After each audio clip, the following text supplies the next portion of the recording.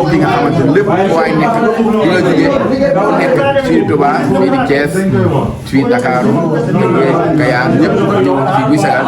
dajale famille loolu lu baax la ci jaamu Yàlla ci la bokk moo tax ñu ñëwoon defar barab yaay naa xolam na si ay sëtam ak ay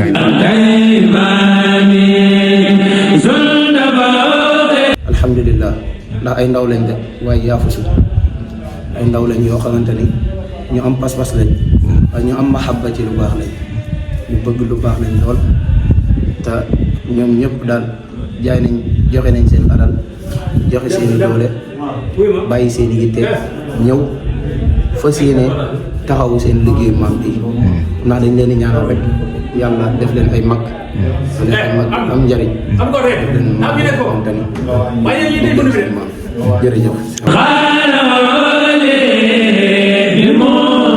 ñu fi dundal li nga xam ne moom la fi nekk woon muy alxuraan looloo tax ñu ñëw fi boo gisee yu taaru yi nga fi gis baas yeeg yi ñu taxawal ak yëpp ak gone yi ni ñu ñëwee tey bis bi sax suba la waaw dañoo ñëw tey rek ngir anticiper ko ngir mën a doxal lépp ba mu jaar ci woon ba nga xam ne bu subaa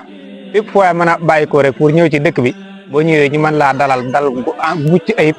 mën laa jox nga lekk mën laa jox nga naan ñu mën a waxtaane tamit li nga xam ne ñoo ko bokk muy famille bi ak maam Faxa ba ku fi jóge rek mën a am loo yóbbaale daal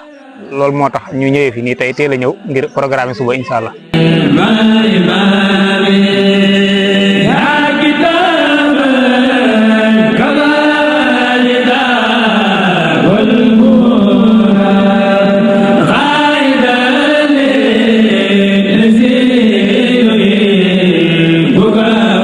kilifteef nag Alhaji Fallou Gueye mi taxaw sama wet di président 100% bi yëpp nag ndax moo ñu jiital ci liggéey bi daanaka lépp luñ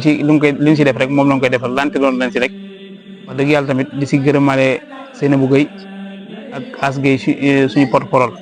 wax dëgg yàlla daal ñu nekk ay membres yoo xamante ni daanaka mën ngay tëdd muy dox ak Serigne Cheikh Modou Gueye di la santaale yow mi tamit xam yaa yor wàllum loo xamante ne moo ci ëpp solo ndax ku ko def ko wax la bëgg te